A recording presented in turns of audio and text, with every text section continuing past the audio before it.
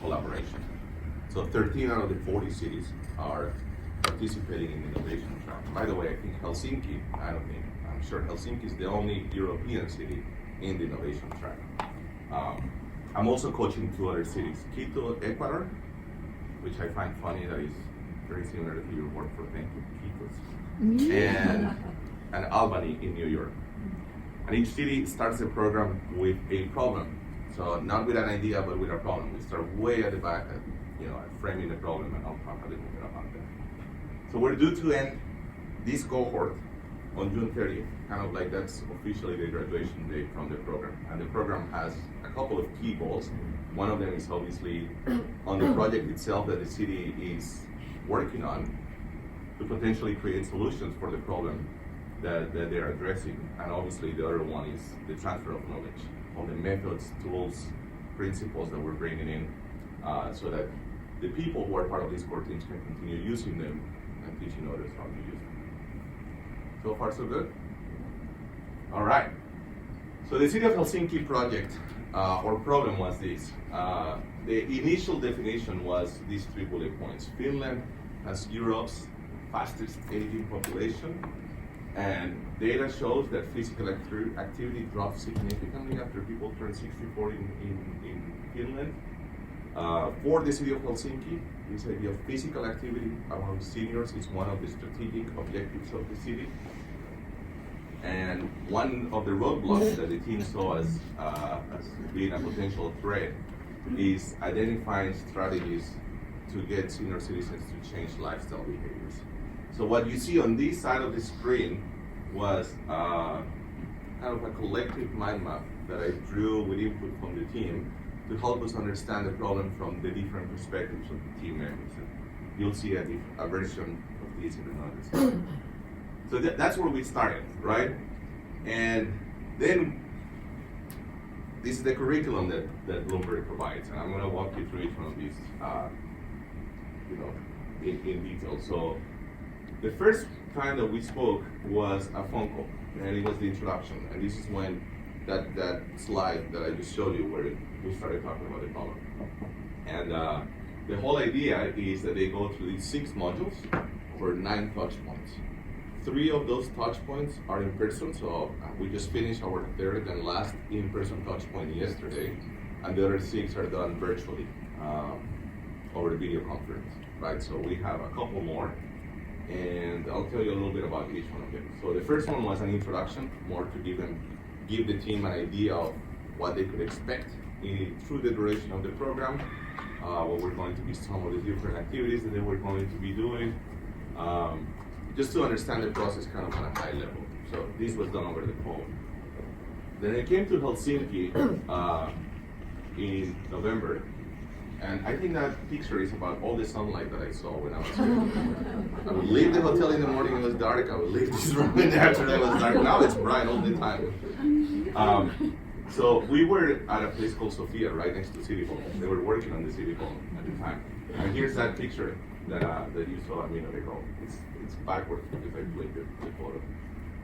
But this is when we were deeply understanding and reframing the problem. So the cool thing is you have people from different departments in the city coming together and looking at this problem from different perspectives, and we're building that picture together based on everyone's input of what the problem is. This lady, Anu, who was with us yesterday, is a volunteer. She's a senior citizen herself, so she gives us perspective by being an actual user in the room. And based on what we learned from this exercise together, we formulated questions. If we have an opportunity to speak with a senior citizen, what questions do we want to ask them?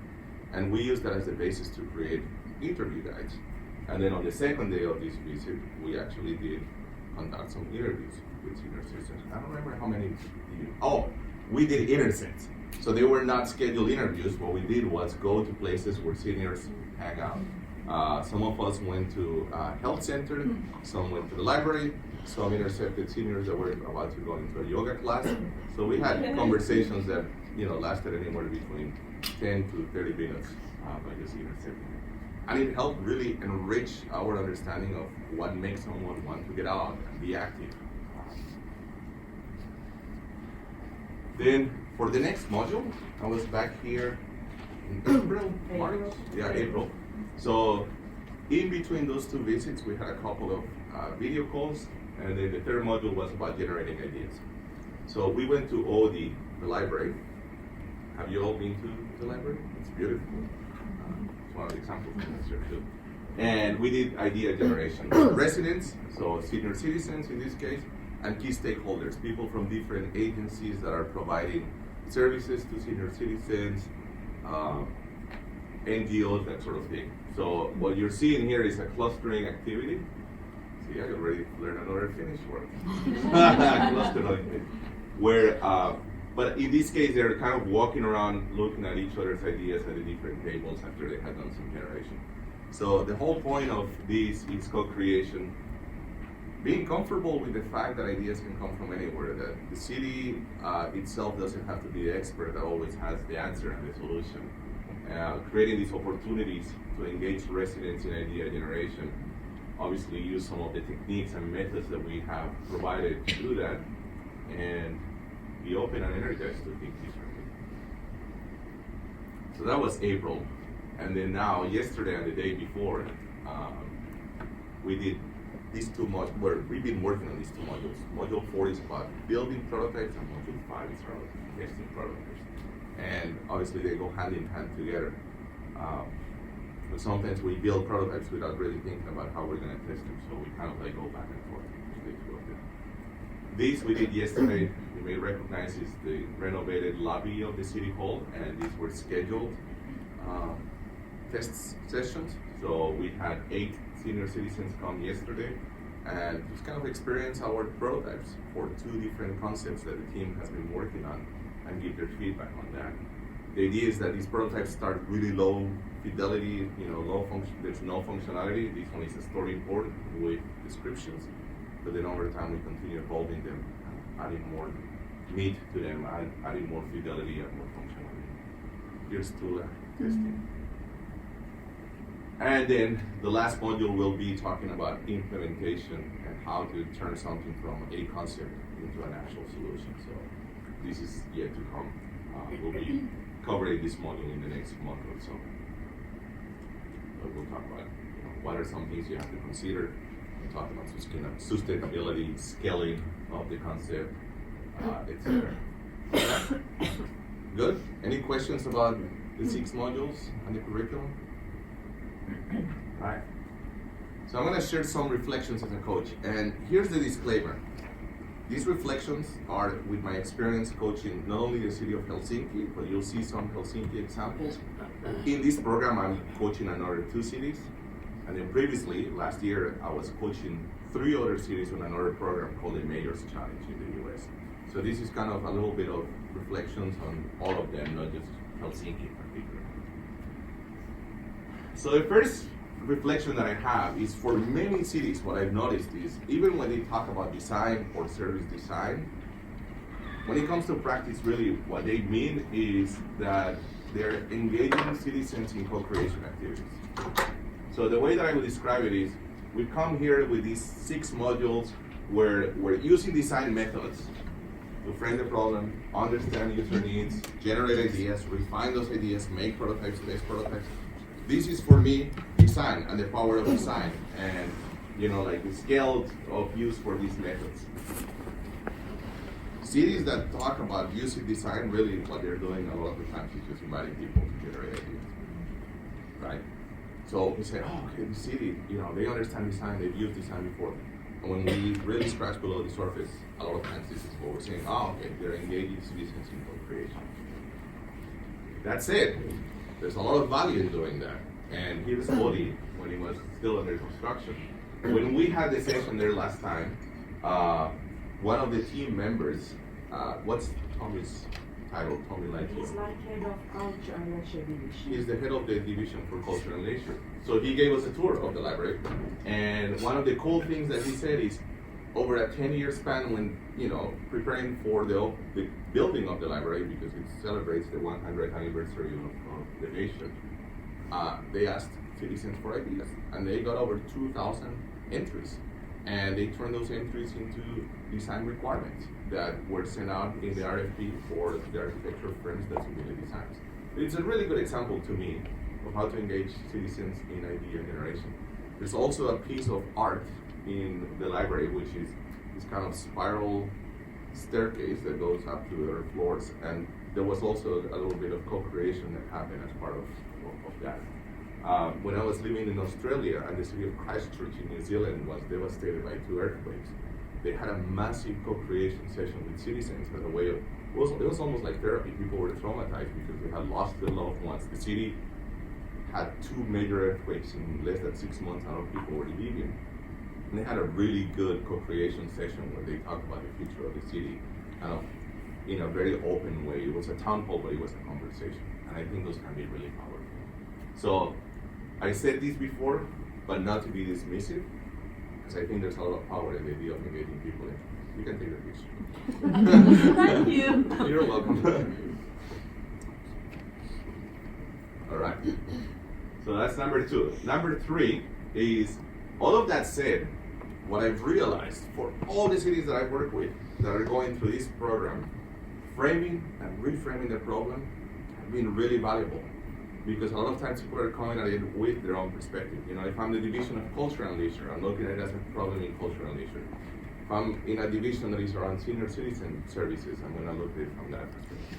If I'm looking at it from the urban planning perspective, I'm looking at it from that perspective. That initial conversation was really scattered because everyone had a particular point of view.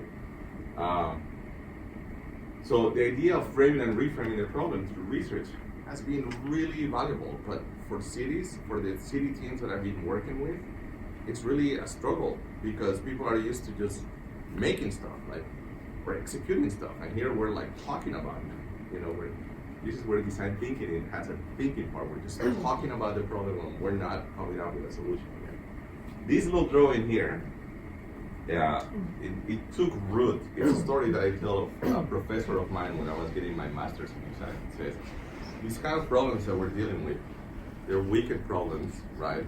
And you've heard about that term, wicked problems. See, it says they're like a cloud. When you're in the middle of the cloud, you don't know where the cloud ends, and you don't know in which direction the cloud grows larger or smaller. So instead of trying to draw the cloud from within, all you can do is cut cubes within the cloud. Say, okay, I'm going to try to understand this section of the cloud around me. And if my understanding is enough for me to think about a solution, that's fine. I don't need to understand the whole cloud. If I get to a place where I realize I need to understand some more, then I'll cut a little, cube around that, and so on and so forth. So I start here, I go, oh, maybe I want to learn more here and learn more. And expand my learning without feeling like it has to be fully comprehensive for me to be able to take any action. And that's really uncomfortable for people that are used to having certainty and full understanding of what we're getting ourselves into. So at the end of our first session, instead of saying the reason why, we said one of the main reasons why we think some or many people over 64 are inactive, and then we started generating hypotheses of what we think the reasons might be. So we said, okay, digital services are alienated. Maybe they don't understand, they don't know how to use things that are in a digital form. Even though they know what they want, they don't know how to get to it. So it becomes more of a cognitive problem, not a lack of a service, but not really knowing how to engage with them. So some cases of people that had some kind of life situation that has turned them into hermits or caused depression. Loss of a loved one could be one, or limited mobility changes the way that you feel about things. And we believe that service providers do not always understand the different needs. They're not really having full empathy and full understanding of who they're deciding. So these are hypotheses, right? This is us kind of drawing those cubes out of the cloud and saying we think this is what's causing the problem. Another thing, and I don't think this is an unintended consequence. So before I said the 2 objectives of the program are the transfer of knowledge with the tools and the methods, and to actually work on a project. I think this is the third one. It encourages collaboration across departments. And this came up in the conversation yesterday as well. and this has been true across all of the cities. Like, we don't always talk to people in other departments and look at the problem together. One of the cities I'm working with is Albany in New York, and the problem is around rental properties that the owners are not maintaining, so they start just kind of falling apart until nobody can live in them, and then they just abandon them. So we're working there with the chief of police, chief of the fire department. We're working with a lot of people in uniform, and they usually look at the problem from their perspective. So if I'm the chief of police, I'm going to engage with that as a problem if there's a crime happening there, not if there's a possibility for crime, but if there's a crime. I'm the chief of the fire department, I'll engage with that if there's a fire or if there's a fire hazard. So they each kind of like have this pinpointed view on the problem that it affects them and their department, which means that in a lot of instances, nobody's looking at the whole problem and trying to understand the whole problem. So you just keep on creating these kind of like minute solutions to minute problems, the problem that I can understand from my point of view. I can understand a fire. I cannot understand the issue of blight in the city of Albany. And that's what this is helping us do, kind of create a more comprehensive understanding without getting too out of control, but something that is of the right scale, if you may, to be able to engage with you. So here, how many departments would you say are represented in this photo? Each department, let's say division. Yeah. We have nowadays 4 divisions. 4 divisions. Yeah, so Yeah. we have several. Couple from the most important division related to this topic. Okay. Some are from the central administration. So another thing that has been really interesting is the name, Bloomberg Harvard. It kind of opens a lot of doors. You drop the name Bloomberg and you'll get a door to open. You say Bloomberg and Harvard. And suddenly we're engaging with people that otherwise would not open doors. This happens in all the cities. So for example, in Quito, they were just surprised by how easy it is to get people to engage that before would not open it, would not pick up the phone. So, and obviously having someone like Bloomberg writing checks makes it really easy for many cities. I don't think this is the case for Helsinki, but for many cities, I've seen it in the US and I've seen it in Latin America. These become the major funding sources for them to be able to do things that otherwise the city doesn't have the budget to do. So they become really creative at writing, applications for grants and things like that.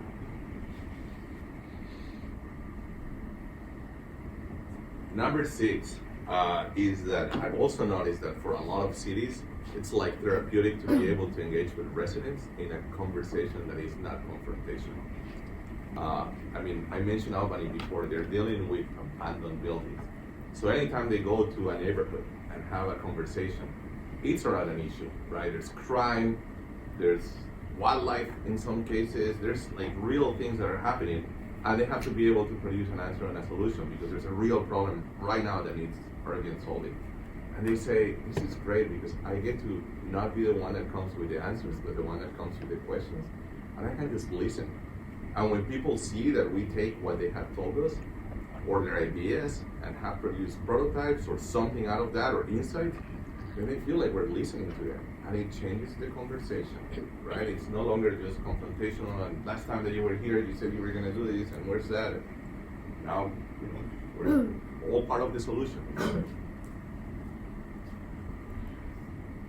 And I drew this the first time that I came, and we keep coming back to it, is that good solutions already exist for a lot of places. So it's not a matter of creating another service or creating another something. It might just be a matter of connecting the dots or connecting it properly with the user. So the way that I usually talk about this little pyramid that I draw is that a lot of times, especially in the private sector, we were used, I think this is changing, to having conversations around function and cost. If I add this feature to this, how much is it going to increase the cost of that product? Will people buy it? Will people pay more for that? And a lot of times the solutions that we need to develop live more in these kind of deeper levels of understanding. Cognitive and information, right? Do people know how to find it, where to find it, and when they find it, do they understand it? I work a lot with banks that are really bad at communicating what they do to their customers or providing really useful information. So then people become overwhelmed. And when they become overwhelmed, they become confused. When they become confused, they lose trust in those institutions. So then that leads us to feelings and emotions, right? If I feel confused and I lose trust, then now I'm disconnected. And the solution might be there. It might be a good one, but if I don't understand it, then now I'm blocking myself. And we talk also about this idea of identity of our purpose, how the solutions can ultimately connect with someone at a deeper level where you feel like this solution is part of you and who you are. It really enhances you as a person. And I think a lot of what we're dealing with here in Helsinki, at least at this stage, there's no shortage of services and solutions. Might be that they're just in different places and it's really hard to find them. All right, I think that's the last reflection. So the next slide that I have, and I'll take a couple minutes on this. So on challenges and opportunities that I see for people who are doing innovation within cities. So the first one, and I think I mentioned it before in some way, is switching off the expert mindset. Right? Not going into a conversation, not ready to produce an answer, not ready to say, oh yeah, but we can do that, or yeah, you think that, but you don't really understand because you haven't been working for the city for 3 years. So truly listening in the sense that I'm just taking in, and I'm not ready to produce an answer. I'm not ready to, in my head, make up all these scenarios about why something would work or not work in the current political environment. Not offering an opinion or a solution in the moment, but just saying, oh, thank you for that input. And actually doing something with that input. The other thing that we have, and I would say this is true here too, is that when we say let's engage residents, and you say, okay, we're going to invite people for whatever, interviews, idea generation, testing prototypes, there are the usual suspects that always show up. And those are the people who are very engaged. And those are usually not the people that you need to design for. They're usually designing for the disengaged ones, and that takes effort. You know, in the case of a senior citizen, it may mean that we go into their homes. The city of Quito was people who are not really following some environmental guidelines. All those people don't want to come out of the shadows and say, I'm not following environmental guidelines. So then they keep inviting the people who are following the environmental guidelines. These are not the people we need to invite. So not always engaging the same usual suspects, the same voices. The loudest voices also become the ones that are heard. Oh, I have something to say, so I'm always going to show up. Then I end up designing something that is just for you. Not you, but someone who's the loudest voice.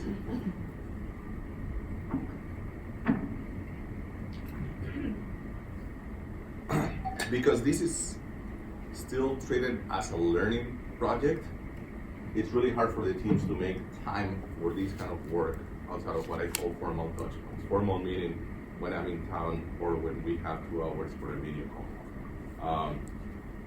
And that translates itself over the long term. And how do you make this, we were having this conversation yesterday, how do we make this really a sustained or a scalable practice within the city?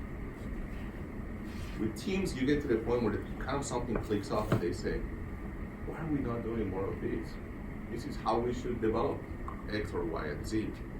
Why are we just doing this as like this one project that Bloomberg is paying for and stopping it? So this goes hand in hand with the idea of changing the cultures of organizations, cities being a type of organization, like stepping out of our silos or hierarchies and being able to try this way of working when there's no coach there. And then I call it transitioning. Cities have this thing that I don't see in private organizations so much, which is transitions. The city of Quito, today is May 15th. The new mayor takes over today. I got a text message this morning from one of my leaders going, bye, it's my last day at the office. So then what? We're still trying to figure out who is going to take over the project. When everybody in I think everyone in the team, not just the senior leaders, are leaving. So how do we transition to the new team? They haven't been part of this experience. They haven't experienced the value of what we're doing. So that's one transition. Another example of a transition that I have from another city that I was working with is their idea was about creating this really sophisticated technology. And at some point, I asked them, do you really think that the city hall is the right place to develop that technology? We will never get it out to the market. So we started talking about the possibility of if they want this money that they were applying for. Almost kind of like spinning off a startup and becoming board members of the startup without being on top of it and letting it become its own enterprise. And obviously they're a funder, so they sit on the board, but they are not crushing it with their bureaucracy. I'm not talking about Helsinki, by the way. But in this case, I could see how the city's bureaucracy would just never bring this thing to life. So how do you transition an idea that doesn't make sense to be developed within City Hall? And the other thing is there are many contexts that we're dealing with because we're talking about cities. Social factors is one of them. Political correctness and politics is another one. Legislation. There are things here that sometimes when I talk to people in the private sector, especially startups, they're like, ask for forgiveness later. We're just gonna do it. And if the regulation doesn't explain very clearly what we cannot do, then we'll assume that we can do it. With cities, it's not like that, So that's a challenge. I wouldn't say necessarily slows us down, but it makes the problem kind of more wicked in some sense.